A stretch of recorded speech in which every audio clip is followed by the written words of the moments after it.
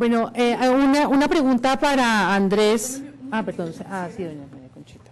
Yo quisiera añadir algo a lo que acaba de anotar Karen. Evidentemente, los escenarios de participación podrían ser muchos, pero desafortunadamente el abandono y el desinterés de las diferentes instancias del Estado no lo permite.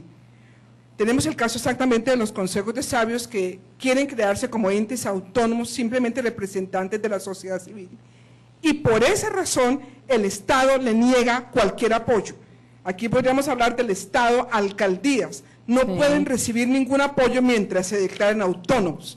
Es como un castigo al hecho de poder hablar, de poder manifestar. Condicionamiento de la participación política de la veeduría. Claro, en el momento mismo en que decimos queremos ser autónomos de control social, y de control social por todo lo que han expuesto los autores hoy, pero también de consulta obligatoria, porque en el caso de Bogotá no hay presupuestos claramente dirigidos a la persona. En este caso, los planes de desarrollo, los recursos se han refundido en los diferentes ejes y la respuesta que nos dan es, busquen, allá hay recursos para la mujer, pues miren a ver qué sacan para la mujer adulta mayor, allá hay recursos para el hombre, miren a ver qué sacan, pero no se tiene en cuenta.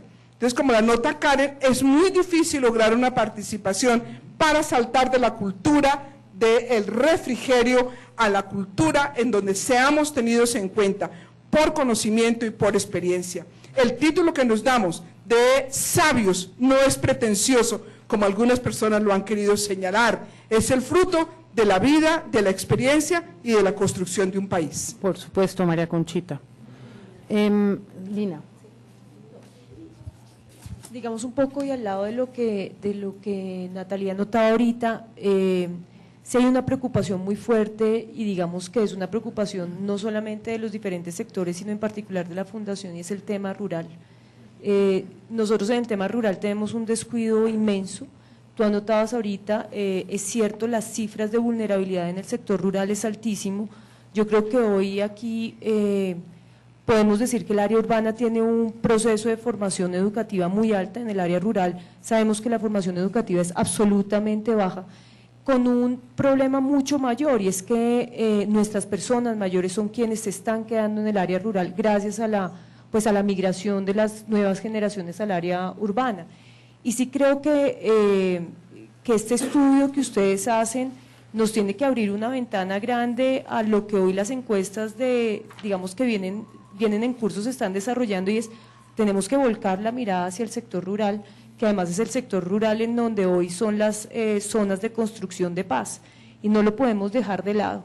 Y también creo que y muy de lado a lo que anotabas, y es hoy un objetivo clarísimo en la Fundación, y parece que nos hubieras leído la mente, sí creemos que la resiliencia y la reconciliación arranca en las personas mayores, ¿sí? Y es un trabajo muy fuerte que la Fundación viene haciendo en el Salado y que queremos fortalecerlo, porque Colombia no sabemos qué va a pasar en la situación postconflicto. Hemos hecho una revisión grande de situaciones postconflicto en el mundo, pero nosotros tenemos una cultura particular y somos unos convencidos. La doctora Montoya es una convencida número uno, y creo que seguimos todos los de la Fundación, que es en las personas mayores en donde vamos a encontrar realmente el qué hacer, porque no lo sabemos. Creo que no lo sabemos, y creo que es en estos espacios en donde podemos construir Colombia en paz. Bien, bueno, una pregunta para Andrés Casas, que viene del público y que habla sobre los peligros también de la participación política de las personas mayores. La pregunta también más directa sería, ¿cuál sería la estrategia para evitar la manipulación de grupos politiqueros en las agrupaciones de personas mayores en el país? Eso está. Sí. A ver, sí.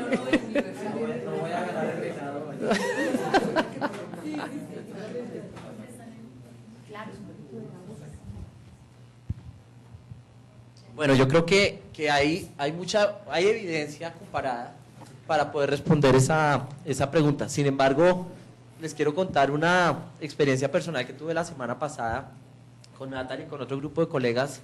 Desde AFIT venimos haciendo un trabajo por hacer unos mapas de prosocialidad y de relaciones comunitarias para toda Antioquia, y ahora estamos centrados en el área urbana de Medellín, en lo que pues tanto en el Valle de Aburrá, pero particularmente en el municipio de Medellín, y tuve una experiencia muy bonita el viernes de la semana pasada en la Comuna 8, cerca del cerro que llaman Pan de Azúcar, que es una comuna que está viviendo un momento complicado, porque está entre dos combos que se están, digamos, no se están disputando en este momento, pero es una situación muy tensa.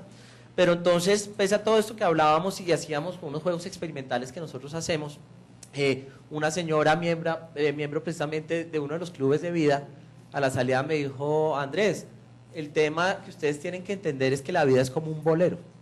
Como un boleo. Como un bolero. Hay que aprender a bailar. Y en este sentido, lo que nos dice la plasticidad de la mente humana es precisamente que somos seres adaptativos toda nuestra vida, y eso nos diferencia de otras especies, y que tenemos una capacidad de supervivencia que se marca precisamente por leer contextos, leer mentes y definir estrategias que nos permitan sobrevivir. Entonces, volviendo a la pregunta, claramente el tema es que, lo decíamos hace un momento, las personas mayores tienen una conciencia política y en ese sentido también actúan estratégicamente, en el sentido en que si los incentivos de un sistema como el nuestro es un sistema de supervivencia, pues la miopía es lo que va a definir nuestras decisiones, es decir, vamos a favorecer siempre el tiempo inmediato. Entonces, la respuesta, la primera salida, el mecanismo, digamos, de blindar las organizaciones de personas mayores para caer en ese TLC, que está buenísimo ese concepto, sí. Me lo llevo porque de verdad es lo que vemos, y el Club del Refrigerio, también lo hemos visto muchísimo en Antioquia, que hemos hecho trabajo en las 9 subregiones, es una cosa particular, y es precisamente que la forma de blindar es crear un proyecto, porque el proyecto hace que el interés por el tiempo cambie.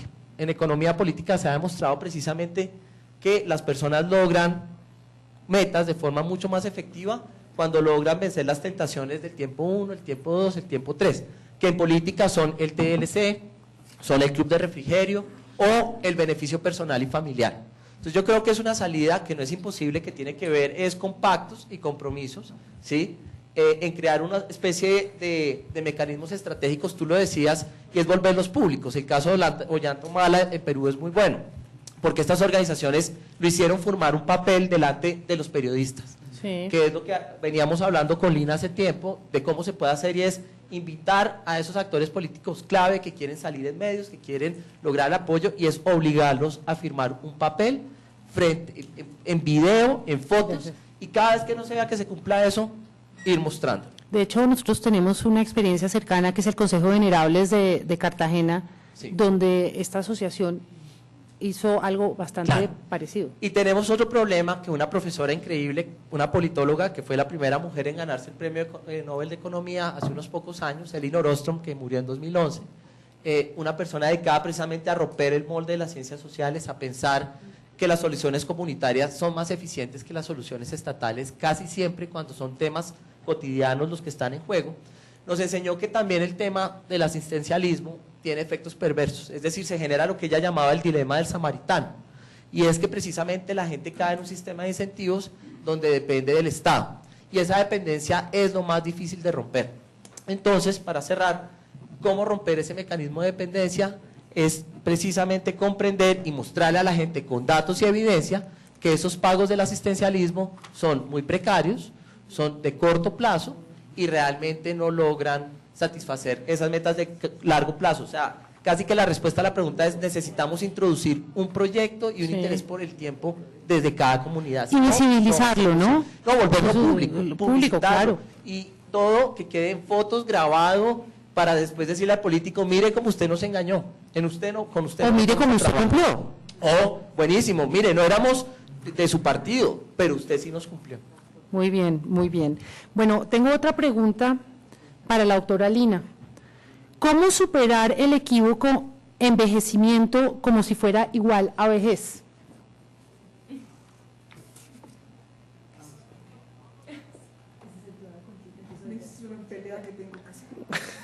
Bueno, digamos que nosotros entendemos... Hay que aprenderlo. Nosotros entendemos envejecimiento como un proceso que ocurre en todo el transcurso de la vida, es decir, que arranca desde el mismo momento de la preconcepción, que es un tema para nosotros fundamental, ¿sí? Nosotros envejecemos todos los días y pues todas las personas que han estado sentadas acá saben muy bien que esto es una realidad, es decir, hoy somos más viejos que ayer y sin duda mañana seremos más viejos que hoy. Y digamos que este constructo nos lleva a una definición de vejez y a una definición de vejez en términos de lo legal. Yo hace un tiempo escuchaba a Elisa Dulcey, que nos acompaña hoy, al doctor Cano, y yo sí creo que definitivamente la vejez es un tema de generaciones y de tiempos, ¿sí? No me acuerdo si era Elisa la que alguna vez decía, hace 30 o 40 años, y Elisa me corrige, pues una mujer vieja era a los 40 años, además si no se había casado a los 16, pues era muchísimo más vieja, ¿sí? Hoy hablamos de viejos, aquellos que son mayores de 60 años, yo no sé si en 30 años los viejos serán los mayores de 80, ¿sí? Pero digamos que es una definición muy ligada a lo legal, muy ligada a los contextos generacionales, ¿sí? Pero también muy ligada a lo biológico, porque también hay realidades biológicas que no podemos dejar de lado. Lo que sí creo y como parte de las cuñas es que el envejecimiento es una responsabilidad propia y una responsabilidad también de los estados de asegurarnos tener una buena vejez a futuro, más allá del corte de edad, que en nuestro país es de 60 años, ¿sí? Y antes de cerrar la pregunta, y me voy a tomar un segundo sin intentar dar también una respuesta a lo que Andrés decía, yo sí creo que nosotros tenemos que educar mucho y educarnos mucho en términos de incidencia política, con una mirada más de largo plazo que de corto plazo, en un país que sigue siendo muy paternalista también, y creo que eso nos hace mucho daño para nosotros, ¿sí? Y para la sociedad en general, ¿sí? Si nosotros somos capaces, como anotaba Andrés, de conocer y de saber qué hacer y de conocer estos datos, pues podemos hacer muchas más cosas sin pensar que el beneficio vaya a ser para nosotros, seguramente va a ser para nuestros nietos, ¿sí? Entonces Sí. creo que eso también es una anotación. Bueno, aquí hay una pregunta sobre una de las grandes preocupaciones de toda la sociedad y de las personas mayores. ¿Cuáles son las recomendaciones para incidir en la clase política y en las organizaciones de personas mayores para hacer de la ampliación de la cobertura pensional un tema de prioridad? Las cifras en Colombia nos dicen lo siguiente: solo el 26.6% de las personas mayores tienen pensión y en el campo solo el 5.4% de las personas mayores cuentan con una pensión. Son unas cifras realmente dramáticas. ¿Quién quiere contestar? Por favor, doctor Cuellar.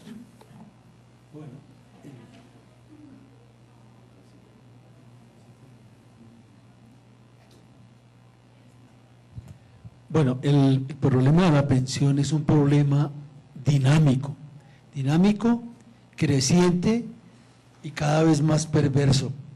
Estamos hablando de una población de aproximadamente, en este momento, 4.800.000, 4.900.000 personas, de las cuales solamente el 25-26% tiene la pensión, unas 370.000 personas que reciben subsidios que van desde los 40.000 hasta los 160, bueno, que sabemos que son cifras ridículas para atender un mínimo de una canasta familiar personal, pues.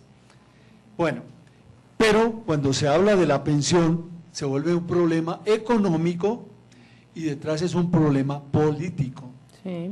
Sí, cuando estamos diciendo que en este momento al erario público le cuesta, pagar las pensiones le cuesta aproximadamente 26, 27 billones de pesos, pagar las pensiones para una franja de únicamente el 26 o 27% de la población pensionable. ¿Qué significaría? Que si aplicáramos la regla de 3, no habría recursos para pagar las pensiones. Sin embargo, hay que hacerlo. Sí. Ese reconocimiento hay que hacerlo, y evoco lo que dice Tila Uribe cada rato en el sentido de la injusticia con la mujer que trabajó todo el tiempo en su casa. Eso no era trabajo. ¿Qué está haciendo, mía? No, nada, aquí en la casa. Sí, esa es la frase. Sí, exacto. Nunca tuvo oportunidad de ir al trabajo en aquella época. Hoy en día, en los listados de los pensionados, 980 somos hombres, algunas mujeres que tuvieron acceso al trabajo en aquella época, por lo tanto, pues no tienen derecho, etcétera. Es decir, una injusticia aberrante, Sí. tenaz. Desde nuestra organización, que es pequeña, muy modesta, que pertenece a ese archipiélago, hace unos 5 o 6 años construimos algo que llamamos, con la ayuda del doctor Jairo Ramírez, del Departamento de Política de la Universidad Javeriana, algo que llamamos hacia un subsidio social universal, pensando en que, bueno, si planteamos la palabra pensión, de pronto nos íbamos a desfasar pues en el presupuesto nacional, y hablamos de subsidio, aunque somos conscientes de que no hay que pedir subsidio, sino hay que solicitar la pensión, porque las personas mayores no son ciudadanos de tercera, Sí. no pueden ser considerados como tales. Entonces, ¿qué pasa? Que si no se trabaja desde ya, por esto se va a volver un problema terrible. Nuestros hijos no van a conocer pensión, ellos no la van a conocer por el modelo neoliberal que está negociando el salario integral, y de ahí para adelante, mire a ver usted cómo se va a organizar, cómo va a salir al otro lado. Pero doctor Cuellar, una pregunta, ¿cómo están incidiendo ustedes? ¿Qué están haciendo en este Bueno, momento? ¿qué hicimos? La propuesta que se construyó con un grupo de 20 líderes fue entregada a un grupo de expertos, de gente que sabe pues de cifras, de estadísticas, de formulación de políticas, y se construyó un documento técnico. Ese documento técnico se le llevó a los candidatos a la presidencia de la República en ese momento. Ahí Sí. estaba el doctor Santos, Y el doctor Pardo también, ministro de Trabajo. Pardo, y estaba Mocus, y se le presentó a cada uno de ellos, se les entregó, y más aún, el 10 de abril del año 2010, en una notaría, el presidente actual firmó el compromiso de acoger esa propuesta y llevarla a sus planes de gobierno. Estamos Y en el reto de decirle, señor, esto lo firmó usted y quedó en una notaría, ¿ya? pues me parece muy importante saber que ese documento existe. Yo creo que los que estamos acá pocos sabíamos de él, Sí, y señor. pocos lo conocíamos, entonces… Se lo presentamos y estuvimos dialogando muchas veces con el vicepresidente, con Angelino. Nos dijo, hombre, me gusta, me parece muy interesante, yo bajaría esto que ustedes plantean al salario mínimo, etcétera. Bueno, le dijimos, bueno, para comenzar, pues bueno, no está mal, pero Ok. hagámoslo, pues. Vicepresidente que vamos a tener, estamos para ladrillos y minería. Bueno, Bueno. muchas gracias. Esta va a ser la última pregunta, porque yo creo que ya nos estamos alargando, pero realmente muchas gracias por todas las personas que mandaron más preguntas. Si quieren ahora en el café las podrán contestar nuestros panelistas, pero esta es particularmente importante dentro de lo que está viviendo Colombia ahora. ¿Cómo ven en el posconflicto la garantía para los derechos humanos, políticos, económicos de las personas mayores? Andrés.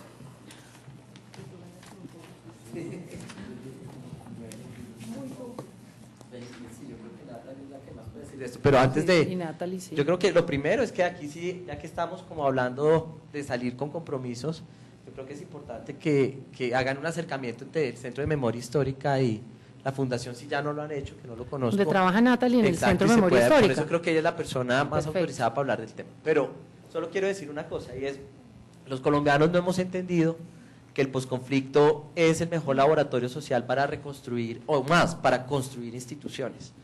Y yo creo que, respondiendo a la pregunta, es precisamente en ese proceso, un proceso de acción colectiva sostenida, de abajo hacia arriba, de las organizaciones de personas mayores, liderando desde estas organizaciones, tratando de poner puentes entre esos archipiélagos con un proyecto común de mediano y largo plazo, que es ser líderes en el proceso de posconflicto. Yo creo que ese sería el elemento fundamental por los atributos que hemos visto, por la evidencia comparada que tenemos de precisamente procesos de posconflicto, y yo creo que ese sería el camino, y creo que es la responsabilidad que queda a las personas que estamos hoy aquí, desde la academia, desde las fundaciones sociales, desde las ONGs, y sobre todo desde los grupos de personas mayores que funcionan en este campo, y esa política que hablábamos ahora, que se hace desde la ciudad, que es la que más recibe, o sea, sabemos que es el mundo rural, el teatro real de la guerra, el de la desigualdad, pero sin embargo la mayoría de desmovilizados y de víctimas está en las ciudades, esperando por los incentivos de lo que va a ocurrir. Entonces creo que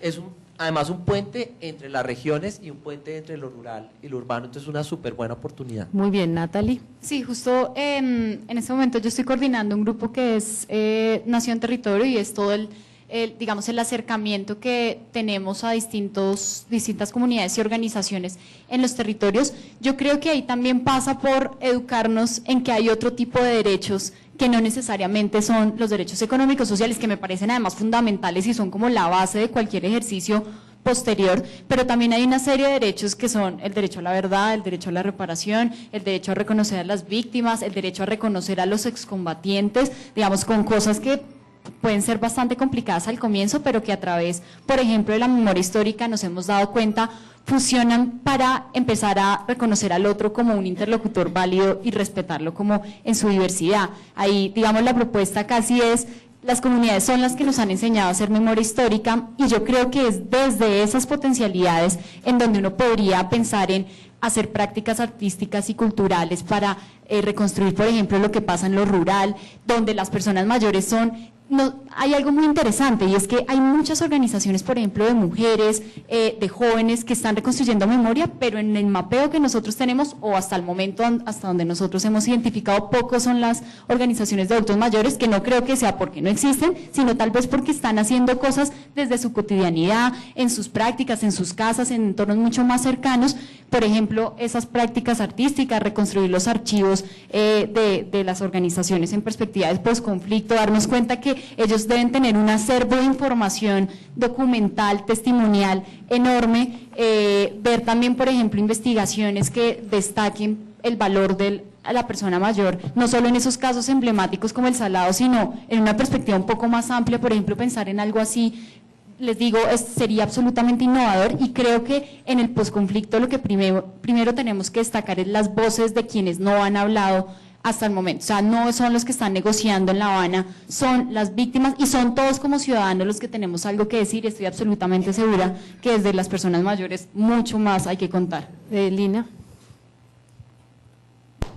Sí, sin querer alargarme, y digamos en relación a lo que ustedes hablan, creo que hay una tarea importante desde todos aquellos quienes buscamos incidir, y es en el estudio que hizo HelpAge con el tema de desplazamiento. Es evidente que las poblaciones de personas mayores sin duda son muy vulnerables, ¿sí?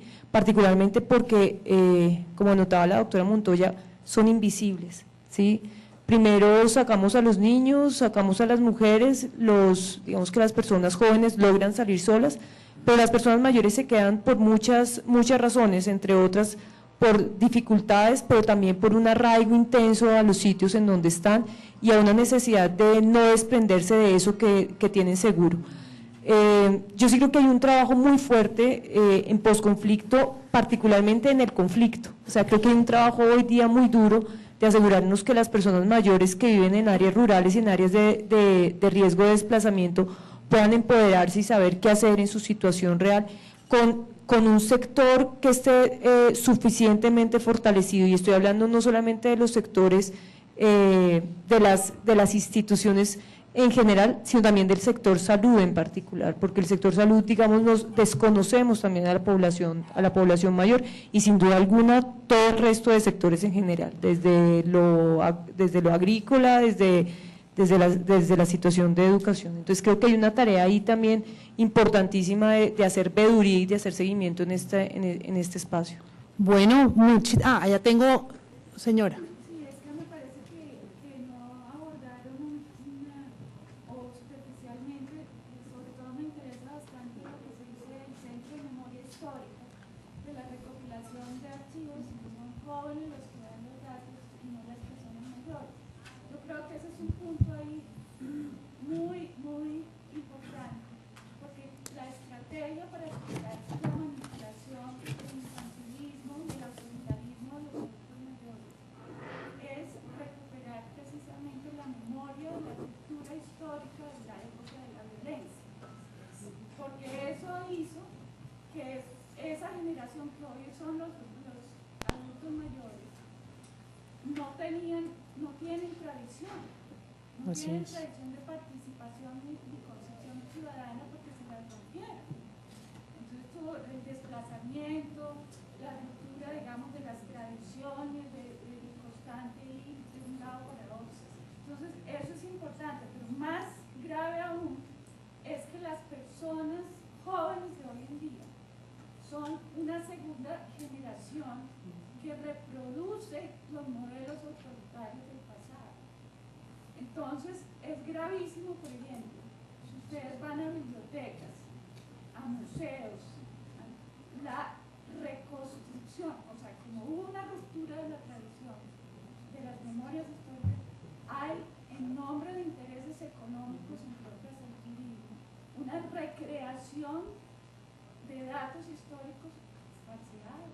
Claro, porque la fuente no es la original, o sea, las personas… Se desplazó a esas personas también con intereses, porque además aquí no se ha mencionado que no solamente son el acervo cultural los adultos mayores, sino también los que tienen propiedades, ¿no? Entonces es una cosa muy grave que se alteren los archivos, que se alteren las bibliotecas, que se alteren, o sea, de toda una industria editorial corrupta, alterando la historia. Eso, por ejemplo, es importantísimo que el Centro de Memoria Histórica, Ok. ¿no? Saque y diga, digamos, la gente esté alerta, cómo es que se escriben las cosas, ¿no? Sí. Que se estudia, por ejemplo, a Roman Jakobson, el estructuralismo y el poder del lenguaje para transformar la sociedad. Roman Jakobson es fundamental para entender qué está pasando y también que haya una veeduría sobre los que están haciendo la memoria. Bueno, muchas gracias por su intervención. Yo creería que se puede ahora en el refrigerio, aunque sabemos que ustedes no vinieron acá por el refrigerio, sí les tenemos un refrigerio, además de la publicación, pueden hablar con Natalie de ese tema. Les quiero decir que este punto particularmente lo vamos a tomar muy en cuenta, el tema de la reconstrucción de la memoria y los saberes desde la Fundación Saldarriaga Concha. Ya venimos trabajando en proyectos así como Historias en Yo Mayor, estamos en el Salado, pero nos interesa mucho, entonces por favor pueden pasar a la entrada, hay una mesa donde hay unas publicaciones, unas copias de las publicaciones digitales. Nosotros trabajamos por la cultura de la racionalización del papel, entonces está en digital, pero si realmente lo quieren impreso, también las personas mayores, por supuesto, tienen prioridad para las copias que hay ahí. Para cada uno de ustedes hay una copia impresa. Muchas gracias a los panelistas por estar acá. Realmente sus aportes han sido muy importantes y nosotros nos vemos con mucho trabajo de aquí en adelante a raíz de todo lo que ustedes nos han dicho. Muchas gracias a todos, al público, gracias.